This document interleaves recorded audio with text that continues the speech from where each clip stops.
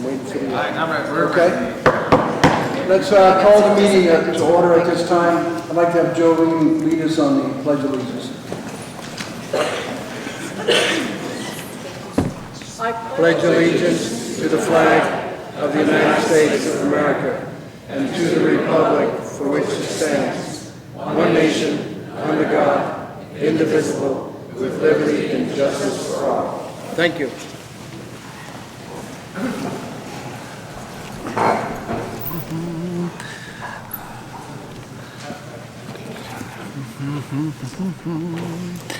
Thank you all for braving the weather and the other things that are out there right now to come to the open session meeting.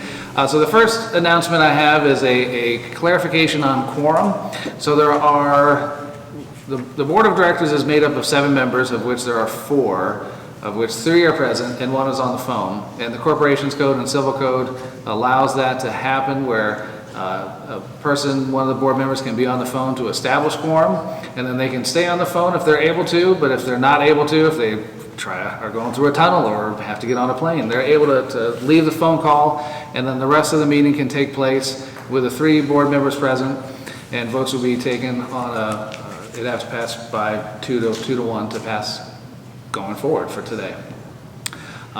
Next is the backflow theft. So there were 4 backflow devices that were stolen. Somebody forced their way in the gates. They stole the backflows. It's about $9,000 worth of items that were taken. But we had cameras at the gates. We were able to take a picture and share that with the police of the perpetrators stealing the backflows and of the license plate of the U-Haul truck and of them pushing open the gate. So the police are actively researching that. So that investment is paying off, where we can see things that happen and report that to the police. Eric, just one more comment. I don't think everyone knows that Len is on the phone. Yes, Len's on. He's the reason we have a quorum. Yes, so there's a little speaker in front of Jerry, and he is on the phone at this point in time. But again, if he drops off, or if he's not able to, if he drops off, the board has established quorum. Election update. So all of the district delegate ballots are out now. There was an issue at the mail house with ballots for District 3 and District 14. That's been resolved, so those districts have their ballots. They're also receiving a follow-up letter as far as what their new dates are for the counting of those ballots for District 3 and 14. Everything is also going to be posted on the website shortly for that. That letter is going to be on there. And then the actual board ballots don't go out until the end of March. So we've had several people come in and say that they haven't received their ballot. They just have the one with the one name. And I was like, that's the one that you have and the only one that you need right now.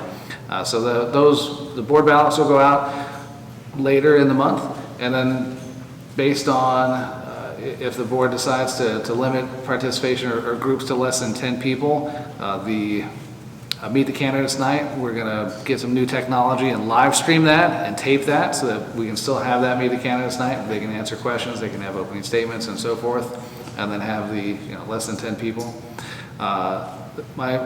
Every month slow down, 25 in the side streets, 30 miles per hour on the circle, and 15 in the parking lot. And then the coronavirus is a very new and fluid situation that different groups, the state, the governments are dealing with right now.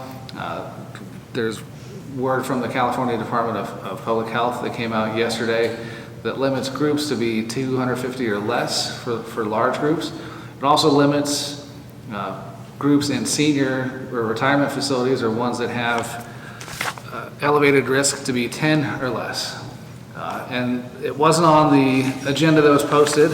However, the Civil Code allows for something like this where upon a determination made by a majority of the board present at a meeting that an emergency situation exists, the board can add an item to the agenda. So at this point, I'll ask the board if by majority, is there an emergency situation that exists now with coronavirus? I make a motion we add this agenda to the meeting. Is there a second? Second. So, Any discussion? None? No discussion. All in favor? Aye. Unanimous. okay. Hey, Jerry, I'm going to sign off. Okay then, buddy. Take care of yourself. Okay. So it's been, I guess as far as the coronavirus thing, what we need to discuss and make a decision on is how we proceed in the next period of time. And I would like to discuss that we should, make a decision whether we should stop all of the functions that are going on, which have these large numbers of people. And I would like to propose it for the next 60 days. And then after that, we'll see what's going on for the next 60 days, that we do not postpone, that we postpone all of the functions that we're going to be having. Matter of fact, Cindy, you have a list of all of these large things. Would you please let us know? And it can be my activities. Cindy, would the time period be better served at the end of April, stop then? Yes, it would, Okay, well, can you, rather than 60 days. 60 That's days? what the end is. Okay, and Rather than that's- 60 that's days. not 60, okay, fine. Okay, and mainly, just so you know, a lot of that is because of deposits we need to get back and other things that are applicable to the events that are lined up, okay? So that's kind of why. Events that will be immediately affected, of course, as they said, 10 or more, but the larger events that have already been publicized are Match Game, which is on 3/13, so that's this Friday. Match Game, karaoke, the Appreciation Brunch, Taste of Vine Wine Club, Spring Boutique, Steel Drum HOA Party, and then in April, Taste of the Past, the HOA Concert Party on April 3rd, the Glad Republican Party on 4/9, Social Committee's Paint Night on 4/10, karaoke again on 4/11, Wine Club again on 4/16, the HOA Mardi Gras on 4/17, and on 4/25, the two pack shows. That would be the 25th and the 26th. And as well as the Four Seasons Blues too. So, but they voluntarily already getting that out. And I think in addition to that, we have the Italian Club meeting tonight. We do. Trivia results is also going to be canceled because that's a lot of money. Yes, and any other club or group that is typically 10 or more, which is almost, yes. What about garage sale? Did you mention that? Garage sale, I wonder, because it's individual homes, it's out in open air. So, that might be different, I don't think that. okay, Yeah, I don't think that. okay, got it. It's on then? It's on. Do the leaders of each one of these groups, are they aware? Like, is one- No, because you just made it. So, like, We They need to just- vote on that too. This is hot off the press, girlfriend. Yes, It's not even official yet, the board would have to vote on that too. right. I think so. But just, yes, What happens if a bistro? So we discussed the bistro. The bistro will continue to operate as most restaurants are. They will do their level best to keep you as far apart as possible. We may even move some tables into this area. And of course, takeouts, handy. They'll run as much takeout as they can do. We understand everybody's concerns, but we also can't close down something that's helping feed a number of people in here. I was more concerned for them. Yeah. So we're very cognizant of it, that's an amenity that's helping a lot of people. So just try to mitigate all issues as we can. I don't know how many of you are aware of how much is going on, but just today there has been hundreds of things canceled out there in the news. Broadway's gone dark, the NBA season's done, all Pac-12 events are gone. It's just, it's a big deal. it's a big deal. What about our committee meetings, 10 or more? Yeah.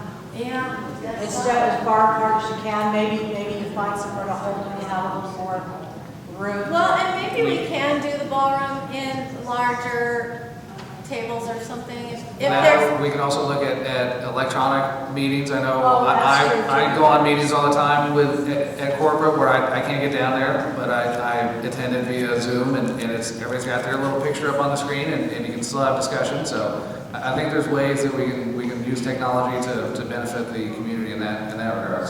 Everyone needs to keep in mind that our age group in our community is the most vulnerable people in Most this, at risk. and the most at risk in this situation. So we can't be any, we need to follow the protocol that's going on out there to protect our community.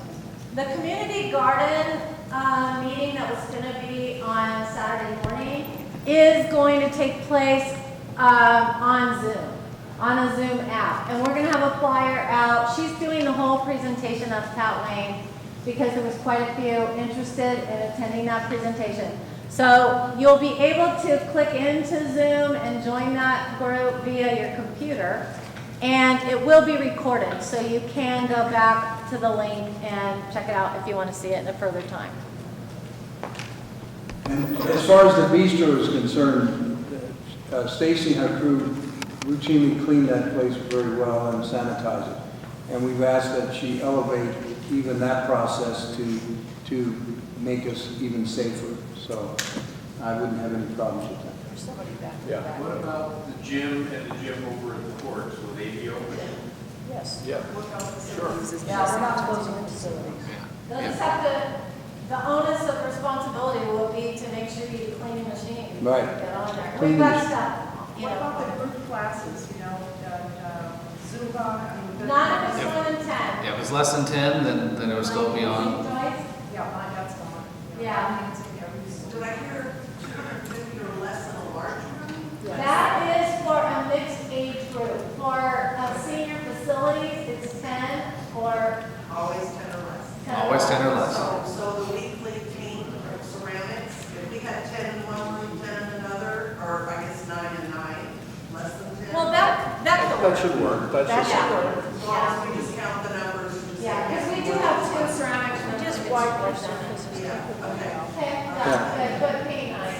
Yeah, it's real important to keep the surfaces wiped and clean and the hands clean, and that should work. Even cards, we were asked questions about cards.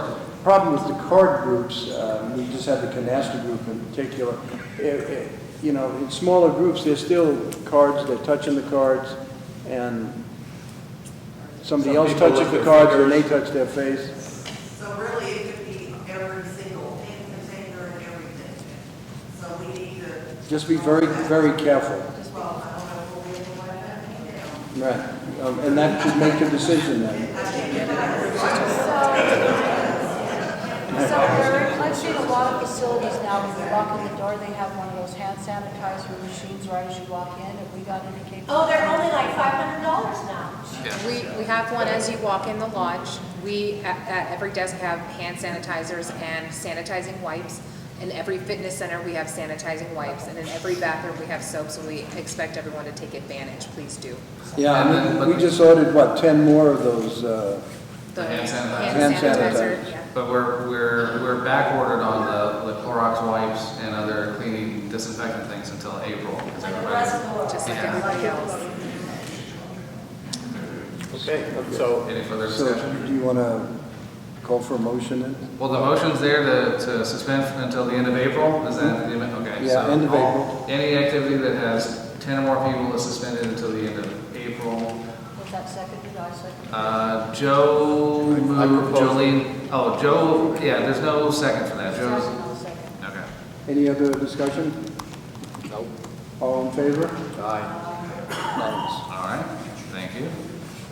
With that, we'll move into homeowner input. As a reminder, it's limited to 3 minutes per homeowner, and only one homeowner or request to speak for may be submitted per homeowner. Be no sharing or passing of time to another person. Homeowner input may be held for a maximum period of 30 minutes before the board meeting begins to allow the board to proceed with the business portion of the meeting. This portion of the meeting is limited to board participation only. Residents are welcome and encouraged to stay for the full meeting to witness the business of the corporation taking place by your governing agents. I have 2 speaker slips. First is Linda Federoff.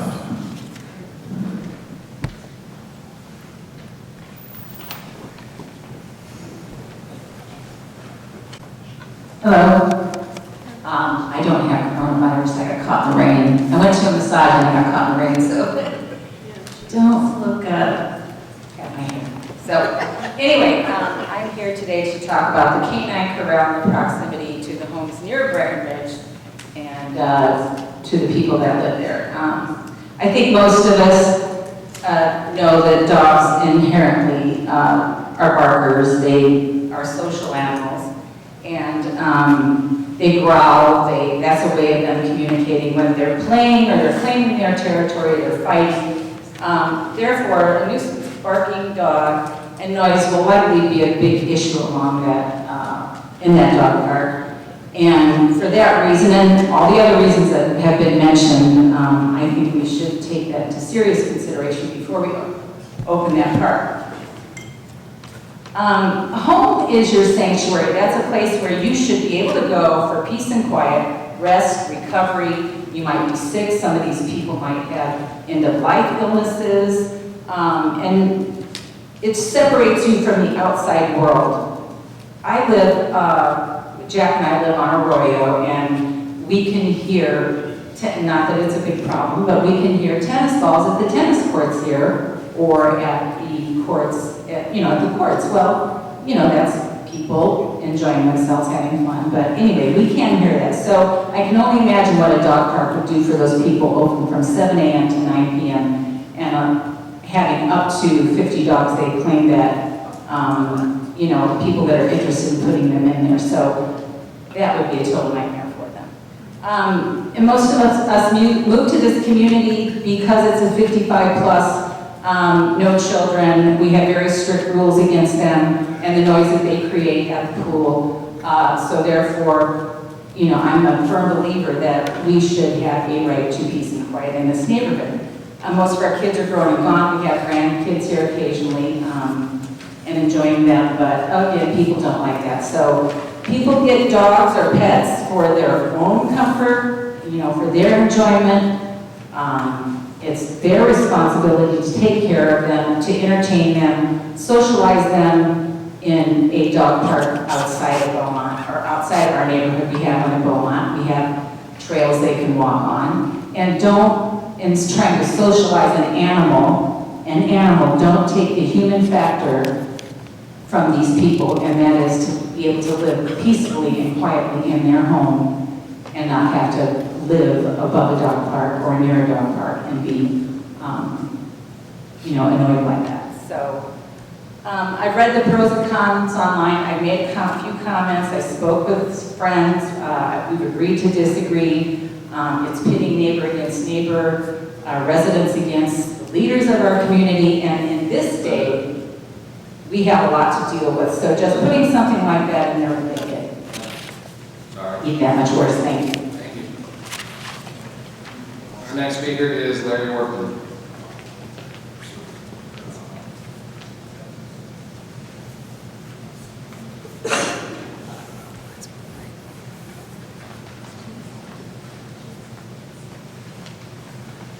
I'm Larry Workman. Just a real quick comment on a proposed fob ruling, or what's on the news for the new change of fob rules. Three things that I think that wording is incorrect. One states that every person coming in needs to fob in. That means husband and wife both have to have a fob, the way the ruling is written.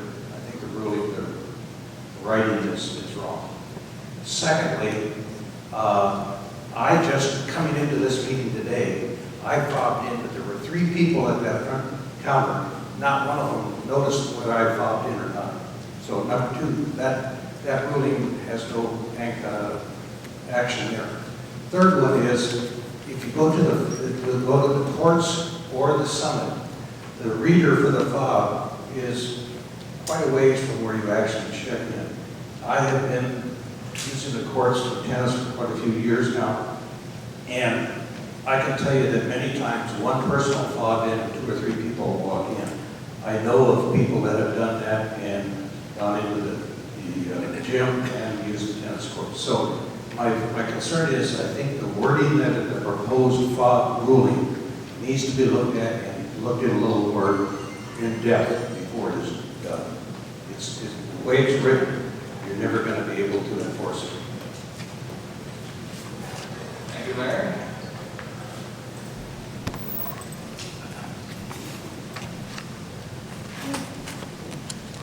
Let's see. With no other speaker slips, we'll move on the agenda. Next is the consent calendar. Purpose of the consent calendar is to make a single motion to approve all included items.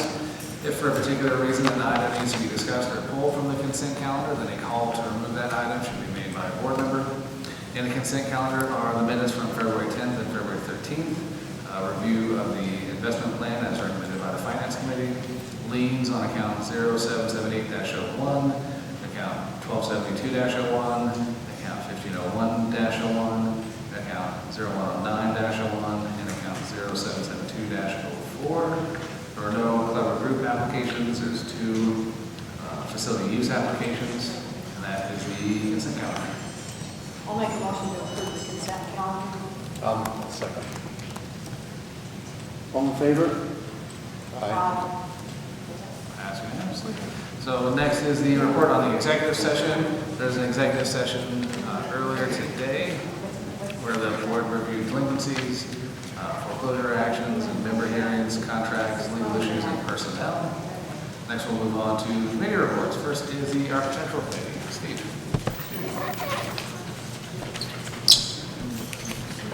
As always, our information is posted there.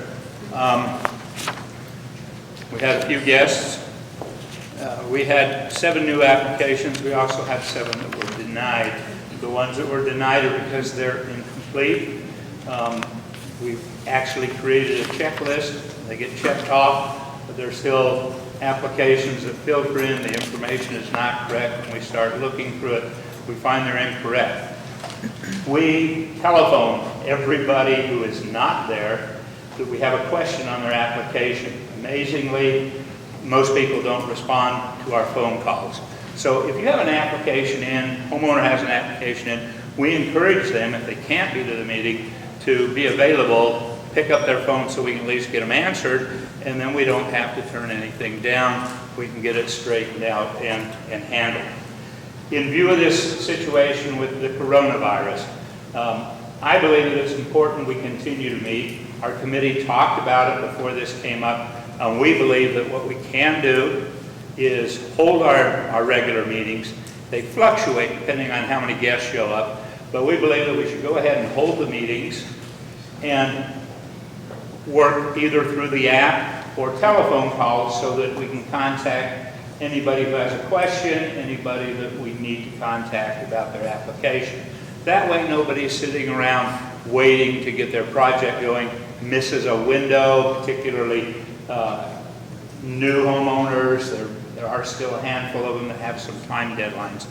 And we think if we maintain our current schedule, first and third Wednesday, that it's only fair to do that and cooperate with our homeowners so that they can continue their lives as uninterrupted as possible, and certainly not an interruption with the art committee. So what we are proposing is that we'll figure out before our next meeting, certainly by Monday or Tuesday, how we would handle that, if it's through the app or if we're just going to publish a phone number to call in or be available so we can call you during those meetings. And I think that way we can stay on track, we can keep and service the needs of our homeowners. We really do need a new member or 2. We're functioning just fine with the members that we have, but seriously, if you haven't considered serving on the art committee, think about it. It's a great committee. We do fun things.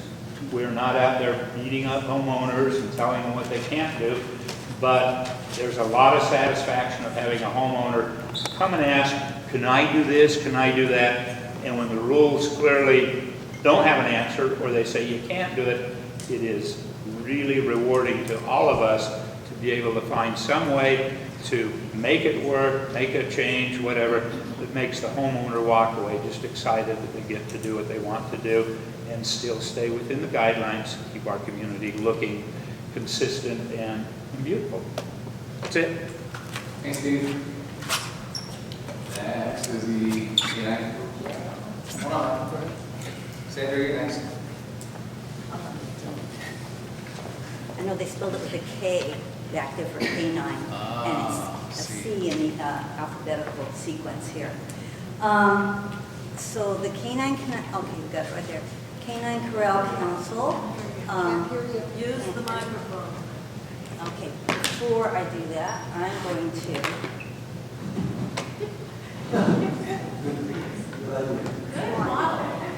modeling the behavior for when things have been touched by human hands. Can you hear me now? Yes, we can. So, as you know, the ad hoc off-leash area committee completed its work, culminating in the board of directors' approval of the off-leash area to be known as the Canine Corral. The board then created the Canine Corral Council to provide a resource to the board of directors to prepare the new facility for resident use and for effective management of the new facility after it opens. As you can see up here, our board liaisons are mentioned, our management liaisons. Interim facilitator has been Martha Baumgarten, and our timeline up here shows you the meetings that we currently have already had. The informational meeting was held on February 18th. These meetings were open to everyone, any interested person who was interested in talking about the Canine Corral and the Canine Corral Council. We had our first actual meeting of the council on February 21st, February 28th the 2nd, and March 6th the 3rd. Our next meeting will be March 13th at 2:00 p.m. at the RCN conference room. The regular meeting cycle will be established at that time. The meetings will be announced in the daily report, so keep your eyes open. Guests and any new candidates are welcome, and any resident is welcome to attend and come and give us their concerns and to speak. At these meetings, the Canine Corral Council has focused their work on providing 3 documents for the board's review and consideration today, so you should all have those documents. Updating, let's see this right here, there we go. Updating the charter. The original charter was drafted a year ago, and so we've updated that charter. The job descriptions are in the packet in accordance with the updated charter, and a list of milestones to keep the board of directors informed of the Canine Corral Council's direction and goals. The information meeting and the 3 consecutive meetings in our timeline enabled us to complete this work and allow candidates to fulfill the 3-meeting requirement and interviews. So slide 2 will show you who the current candidates are that have completed the 3 meetings and have had the interview. These residents have the expertise and background required to perform the work of the council.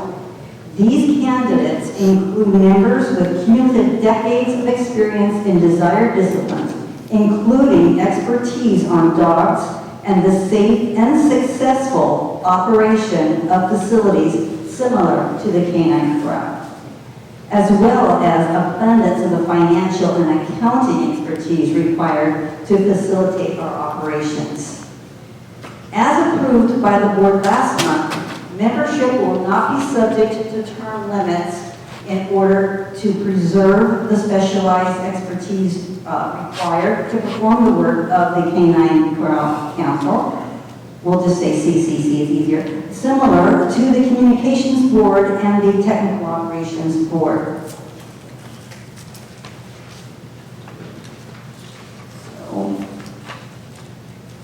All right, so we have 3 additional applications are pending.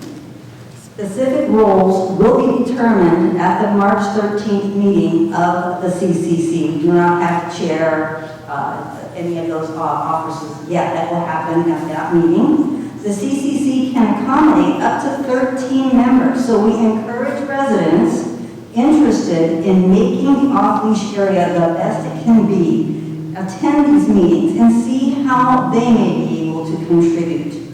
The council requests that the board approve these 7 candidates. I'd like to make a motion that we approve Sharon Bond, Sandra Butler-Roberts, Steve Cooley, Jeff Davidson, Turner Marino, Jeff Shepard, and Kathy Thoreau as members of the Canine Council. All in favor? Aye. Thank you. Slide number 3 deals with the financial areas and the fundraising that we've been talking about. We want to set up a not-for-profit entity. We're going to be making the necessary filings to fulfill the statutory requirements and secure a taxpayer ID. We're going to determine additional licensing and authorizations. We're going to file all the required paperwork, open a bank account.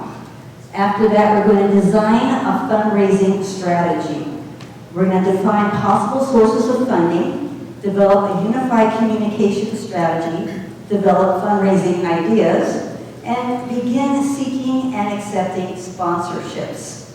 Our work regarding financial requirements will be guided by the expertise of Steve Cooley.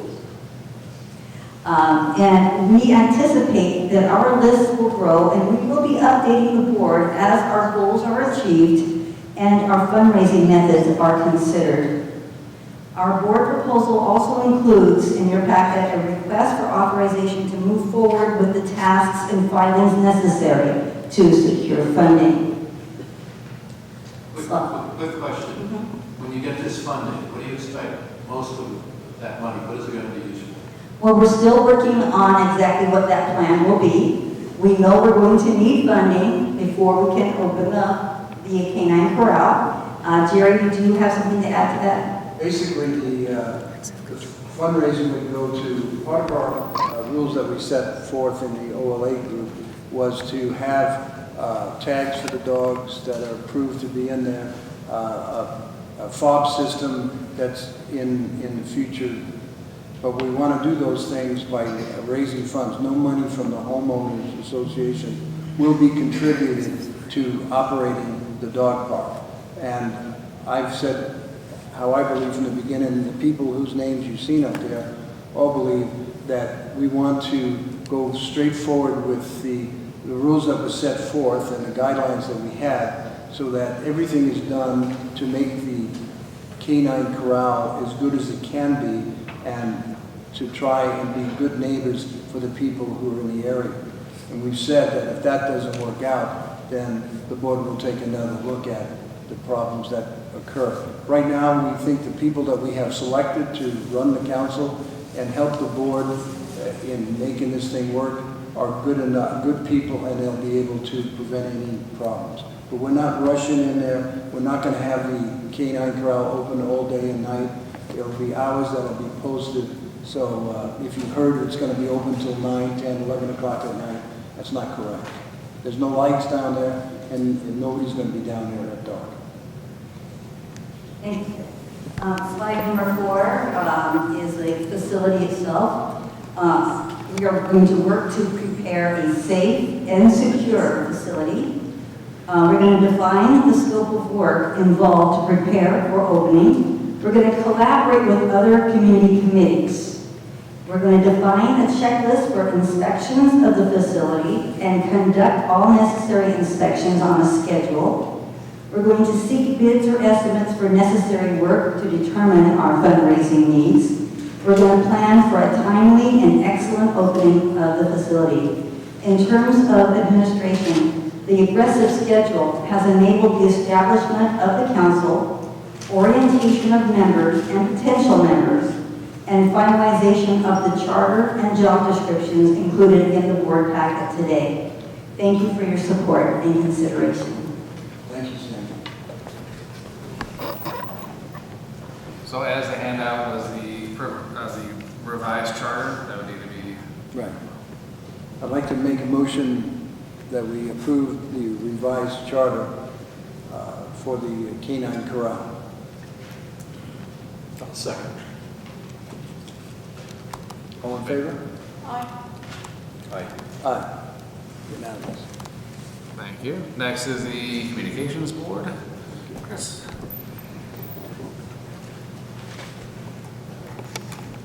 You were so short. Hi, I'm Chris Corbett. I'm filling in for Lori, our chair. Communications Board has 14 members with one currently qualifying applicant. Currently, we are not accepting any new applicants.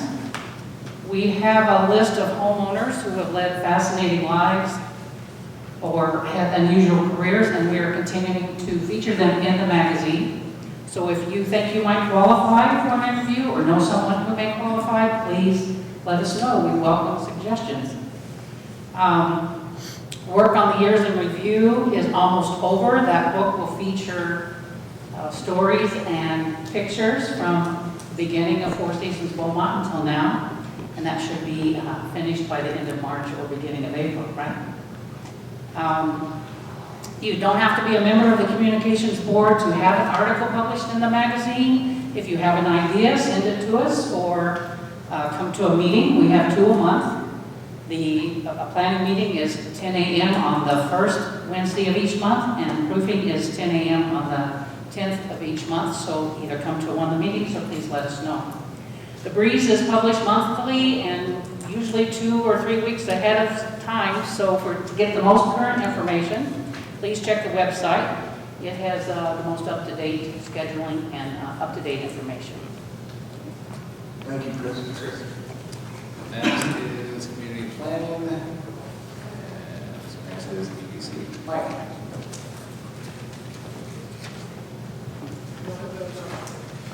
Mike, if you push the mic into the holder a little further, it'll stop dripping. Does that work better? It's going to fall out. Good afternoon, everyone. We've been asked by the board member who's making the quorum, which is Lynn, to try to keep our community safe from coronavirus. And the biggest you can do is wash your hands. If you're unable to wash your hands, use sanitizer, and then try to limit your social interaction. And if you can, keep your distance. Try to keep your distance so you won't, if you cough, hopefully it will land somewhere else and not on the person you're talking to. We were also asked to do a sanitation survey of all the lodge and the courts and the summit. And EPC is looking into getting signage for all of the restrooms to remind people to wash their hands. And Safety Committee is in charge of locating new sanitizer dispensers.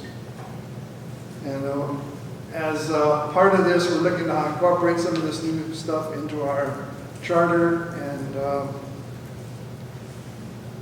how to do it in our mission statement. And as usual, we're always looking for new members. Our next meeting is next Tuesday, March 17th. And you can wear green because it's about the only celebration you're going to do. And we're normally under 10 members, so we don't have any problem meeting. Thank you, everyone. Thanks, Mike. Thanks, Mike.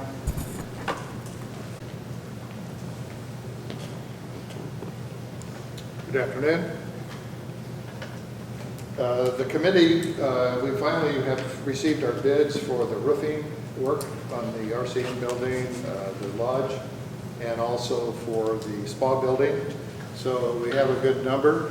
It came in well below what we were anticipating. So we're going to be moving forward on that, and it's going to be going through the process of approval. So we'll be able to get going on the roofs here and get all these leaks taken care of.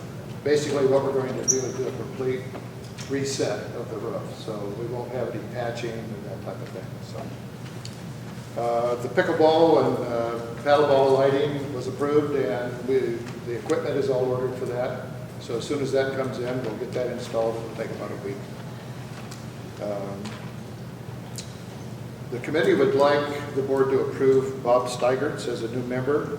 He's completed all of his qualifications and attended 3 meetings, so we'd like the board to approve Bob Steigertz.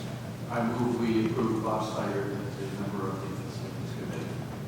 Second. All in favor? Aye. Very good, thank you. And the Facilities Committee meets on the second Wednesday of every month at 10 o'clock, and as soon as we're able to allow people to get together with us again, we'll welcome you. Thank you. Thanks, gentlemen. Next is Finance Committee. Gary.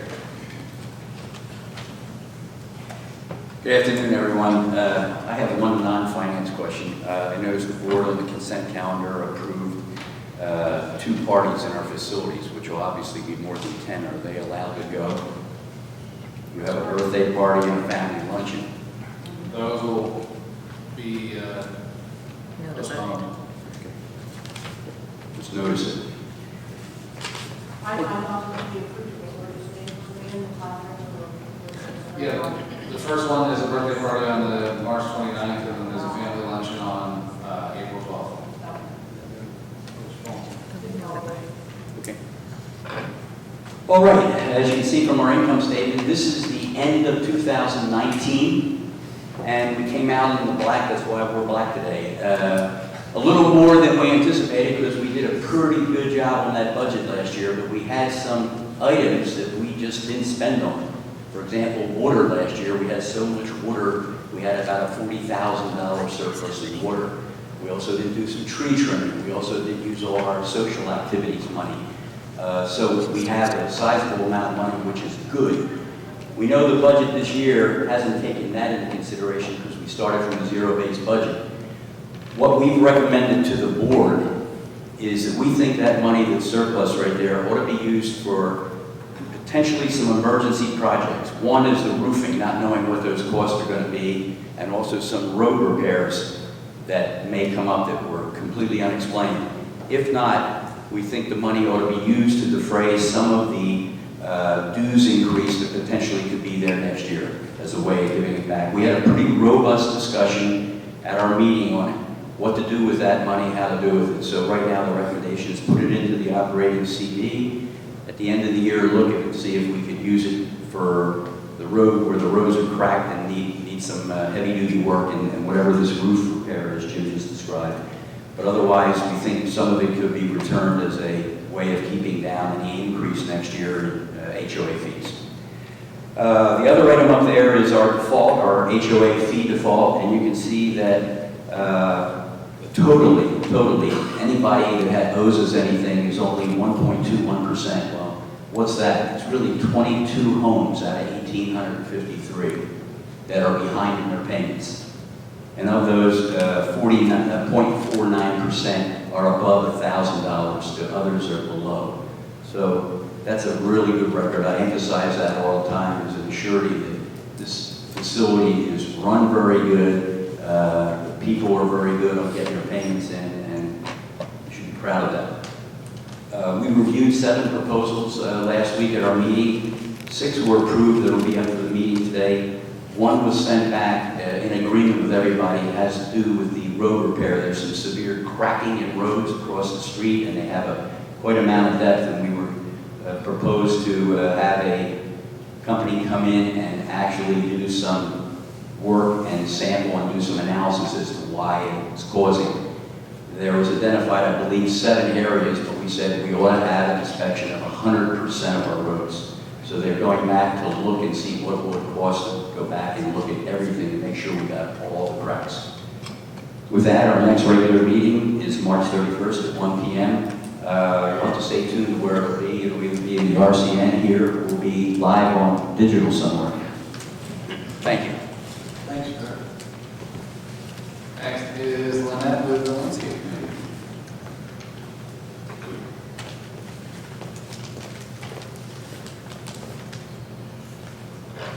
Good afternoon. The rain is raining and our trails are all very sticky, so until they dry out, let's kind of keep away from them because of the clay soil we have. And Trail C has a steep portion of work comes into the Edison easement, and we're working closely with safety and landscape for both the cost and design of mitigating that situation to smooth that out. And Trail C has the greatest number of steep slopes, so just remember that when you're out walking. Our first request for proposal for the outside bids to go for the tree thin/remove tuberous trees is about ready. The Landscape Committee has done a very intense look at the first trees to go into this proposal, so we're looking forward to getting that out for bids. And our HOA landscape issues are really going to be best handled by filling out the form at the front desk and turning it in, because our First Service representatives are the ones who should be the ones directing our on-site managers and any issues that our homeowners have. And it is March and spring showers, and some of our early bloomers are just looking spectacular.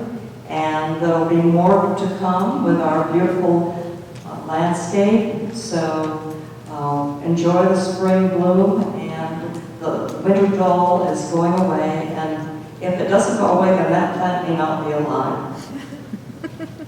Excellent. Next is safety.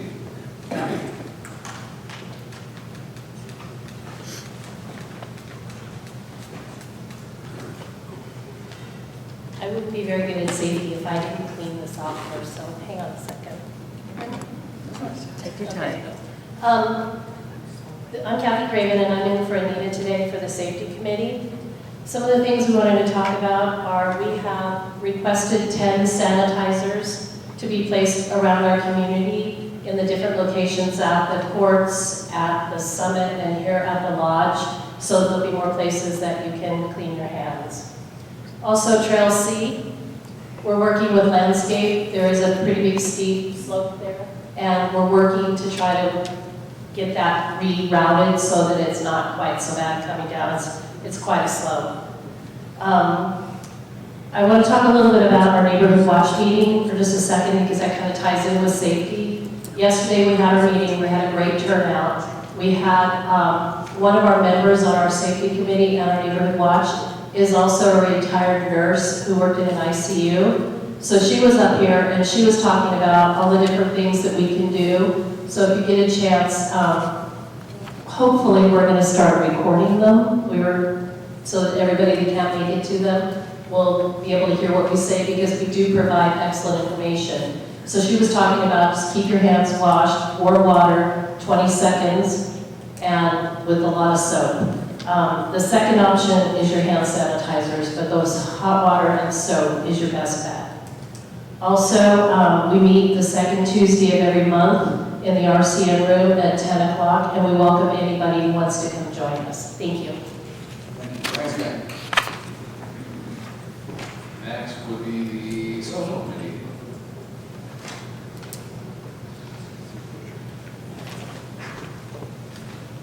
Hello, board, and everybody else is here. I guess I'll correct some of this, because obviously some of this will now be obsolete, sorry. We're thankful for the rock and roll. It was a wonderful time, and the only downside really was they wanted it to stay longer, so we'll see what we can do for the next go-around. They will come back, this group, next year. Paint night, obviously we're going to turn that around and not have that. And as far as the fashion show goes, there again, I guess we'll be looking at timing and so forth, but that one is, at this point, not on the table either. So I don't know where we'll go with that. I'll share all this with Loretta. She unfortunately is with a daughter who had surgery, so that's why she's not here today. And I'll just forward all the information, but thank you. Thank you. Let's see, next week is Technical Operations Board.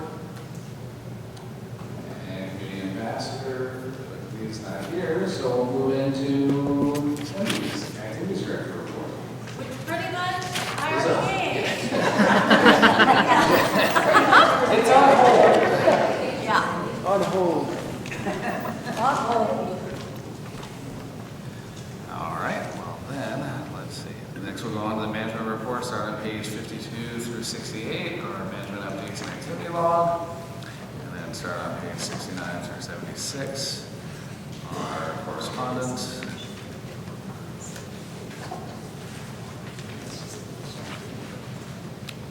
So there's no action on this to review.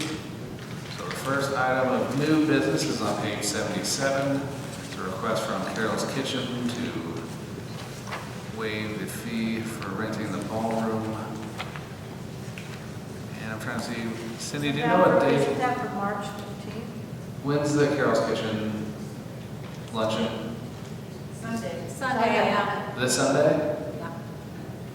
Uh, Well, let's postpone. Yeah. 130 or more volunteers. somebody needs to. We can still waive the fee Yeah. for when they do come back. Do you want Yeah. to address that at this meeting? We can certainly approve the monies and hold it for another day. Okay, Yeah, it is what, 175 for their use fee? 150. 150, even better. I make a motion that we waive the fee for Carol's Kitchen to hold their, what was it? Appreciation luncheon? Appreciation luncheon, okay. And I'll second. Thank you. All in favor? Aye. Great. Next on pages 78 through 80 is a request to hold an invitational pickleball tournament in June. So it's passed, and hopefully the coronavirus will be gone by then. Here on the lodge grounds by the pickleball group. There's no cost to the association. They're just seeking the approval to have the invitational tournament. I move we accept the invitational tournament for June the 20th. And as a matter of fact, even if we did have this issue, I would think that with a tournament like that outside of people spread all around, I wouldn't think that'd be a problem. But anyway, we're talking June. And again, depending on what happens, we may push this beyond the end of April. So, but again, I don't think that would be an issue in either case. That's my feeling. I'll second that. All in favor? Aye. Thank you. Next on pages 81 through 83 is a request from the Landscape Committee for pine tree trimming. It says Paint Creek. It's actually outside.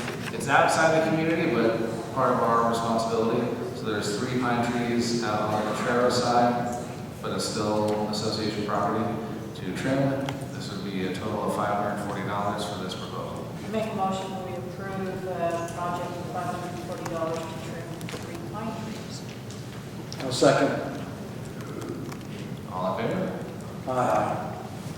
Motion passes. Next is another request for a landscape for palm tree trimming in Artistics area of maintenance. The total cost for this project is $10,920. This is a substantial, I guess we should have a motion before we have a discussion. I'll make a motion to approve the palm tree trimming in the amount of $10,920. I'll second. Okay, discussion.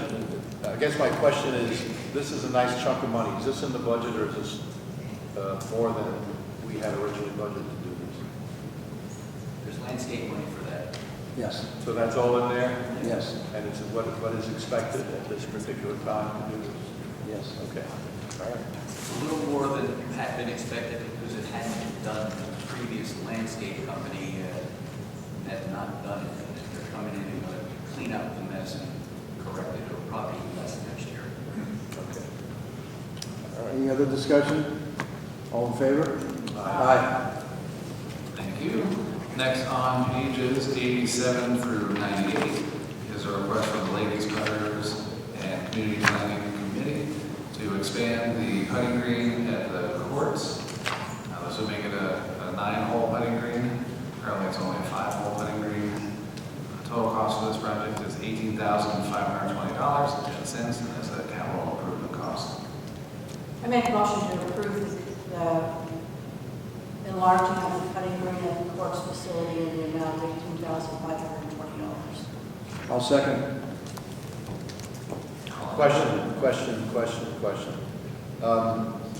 It's $18,520. That's, again, a nice chunk of money. This set, and I see everybody's lined up there in the front, so that's good. My question is, we had discussed this a long time before, and there was an issue about how many people use it, and is it really worthwhile to do this? How many people are going to be using this? Ladies Cutters is 50. This isn't just for the ladies putters, this is for the whole community. We've had many men come by, and we've even thought of making it co-ed. It's just like the shuffleboard. I don't know how many people use the shuffleboard, how many people use the basketball court. So I don't think it's really judged on how many people are using it. The fact that we're repurposing existing land, which is landscape that isn't very well maintained, into a functional thing that we can actually maybe have competitions with other K-Hope communities. So we're looking at it as a community-wide, not just for ladies putters. Okay, so when we put it all together with men and the women, typically what, 30 people, 40 people? Yeah, I'm gonna play twice a week, and we have other competitions, we have special fun days. But there again, we're not associating shuffleboard to how many people play shuffleboard, so I'm not sure why your question is associating how many people play that one day.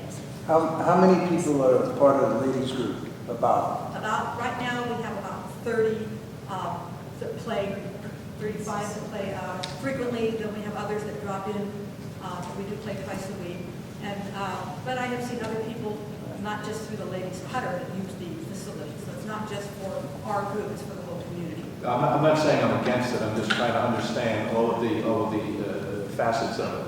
I also understand that by adding this, there's some expenses that we have right now that we will not be expending by putting this in. We're eliminating some landscape.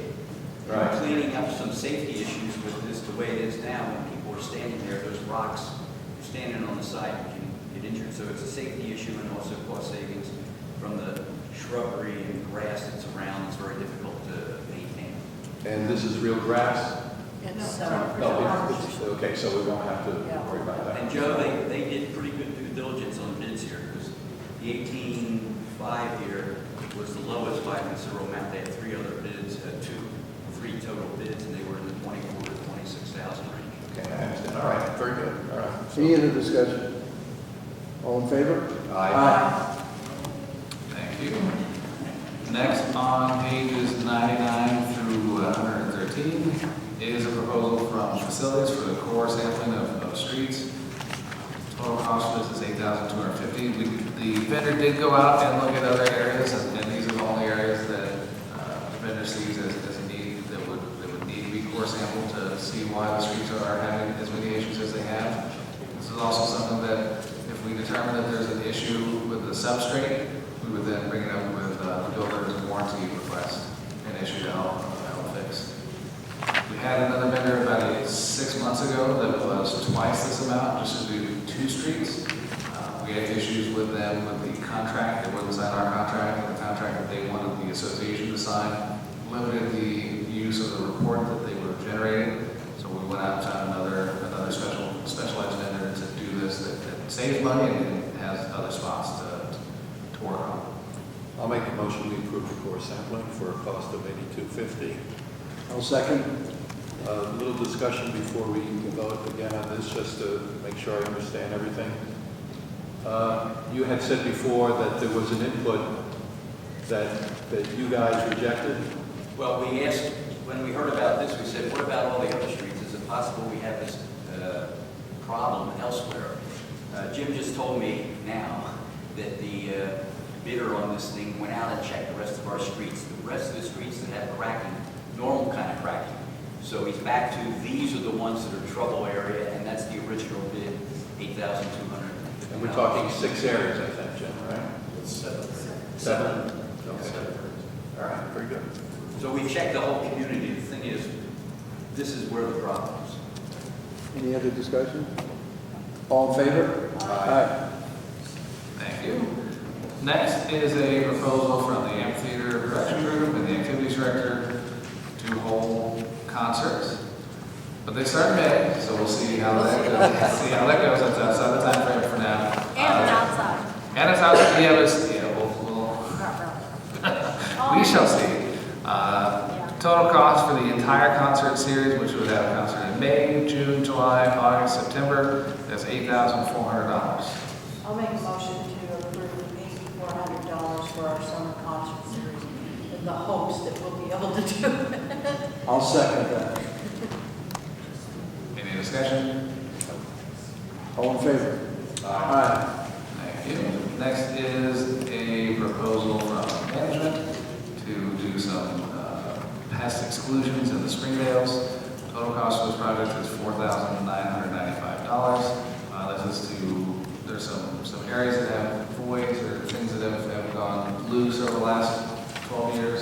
So we've had issues with pests getting into the condominium homes. We don't do any kind of pest control inside. We do, are responsible for maintenance on the exterior. So to help with that, that's this proposal is proposing. I'll make a motion that we approve $4,995 for the Springdale pest exclusion. Second. Any discussion? Yes. As I'm looking at the bids here, I'm looking at this $49.95, and there's a huge difference between what these people are quoting in comparison to what the other two bids we had are quoting. Do we understand why that is? They're our current vendor, and he did sharpen his pencil and took it down from almost 10,000 to this. That's a hell of a sharpening, you know, from 63,000 down to 5,000. And my other question is, there's also $200 a month. Is that in addition to the $49.95, or is that included? That was a one-time fee. The $49.95. So what And we're the talking, yeah, $49.95 was one time, and then the $200 was a one-time, one-month service cost, not an ongoing. oh, it's not an ongoing thing? Correct. It says monthly service here, $200. That was an error in our transcription. It was a one-time One-time service. Okay, so what we're talking about is $49.95 plus 200. Yes. Okay. Any more discussion? All in favor? Aye. Thank you. Next is the nomination of the inspector of election. So currently we have 3 inspectors. One inspector will have a conflict of interest when it's the board election. So we have a volunteer, Brenda Brazil, has volunteered to be the 3rd inspector. So I need a motion to appoint her. Motion to approve Brenda Brazil as the inspector of the election. I'll second. All All in in favor? favor? Aye. Thank you. Next is a proposed rule change, which would go on for 28-day comment. This would change the current rule that residents must fob or sign in to be that residents must fob in when they enter the facility each and every time. We've had a couple issues where somebody signed in and we can't tell what the signature is when they sign in. So this would help to alleviate that, so we know that it's a resident that's valid to be here. Obviously, and this doesn't change the current policy that the desk has been staffed 24/7. So if somebody comes in and does not sign in or does not fob in, then there would still be that issue. The board had declined last year to increase the staffing at the front desk. That's still something that's open for discussion. If the board wants to increase the staffing budget, we can definitely do that with a little bit of time to hire people to be there. We do have video cameras that capture people that come in, so we can identify people that way, but this would also help to make sure that when people come in, they fob in and they're valid. And this is if approved, this goes out to a 28-day review by our residents. Yeah, so it's not in effect at now. The current rule would be that you fob or sign in until a new rule is amended. So the motion's just to send it out for homeowner comment. Yes, Homeowner comment. just to send it out for homeowner comment. I guess before I make my comments, we're supposed to. I'll make a motion to accept that for the Okay, 28 days. My comments are, I just don't like the fact that if 2 people come in, let's say a husband and wife, or even, I guess a husband and wife, and one has the fob and the other one doesn't, that the other has to go home to get their fob. Or even if you come and you don't have a fob, that you're sent home to get your fob. That would be very inconvenient. I think it would tick off a lot of people in the community. I think that's a bad move. As far as what should we do in those circumstances?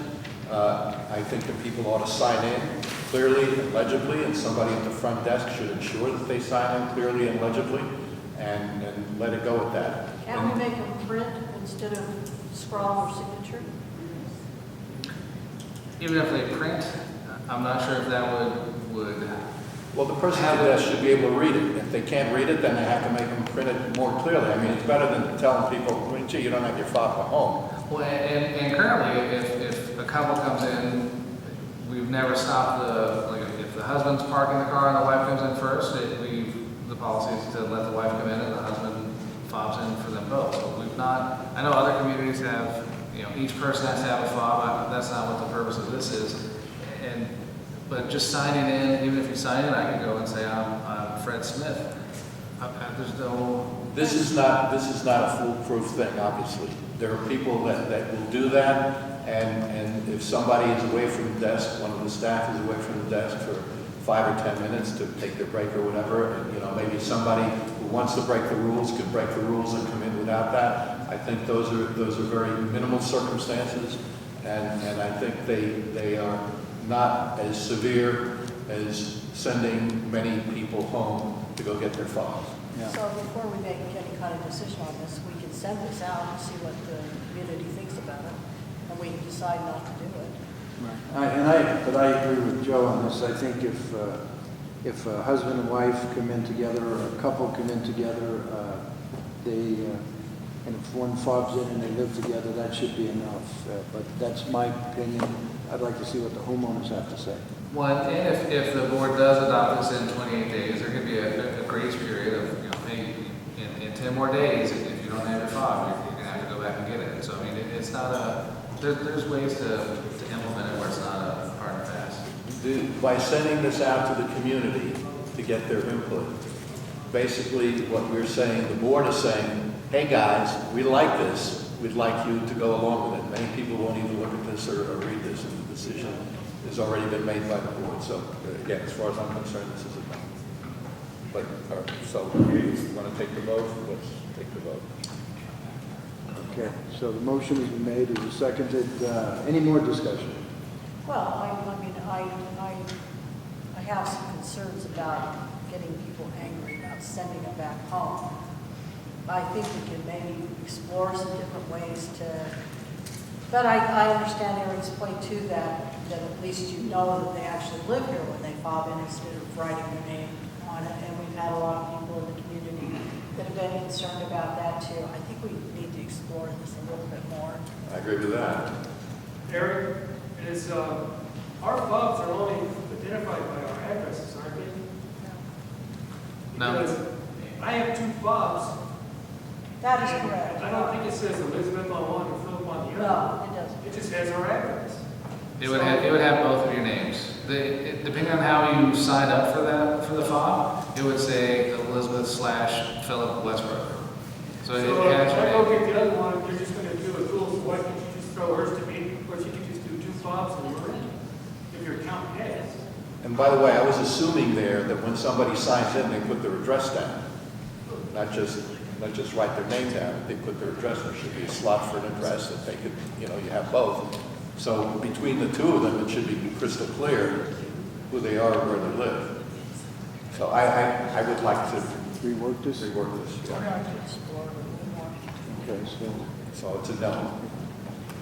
send it back for rewrite, maybe put that, Motion fails. And the last item of new business is on pages 1. Hey, come in. Yes. Okay. And spread out. Please spread out. Spread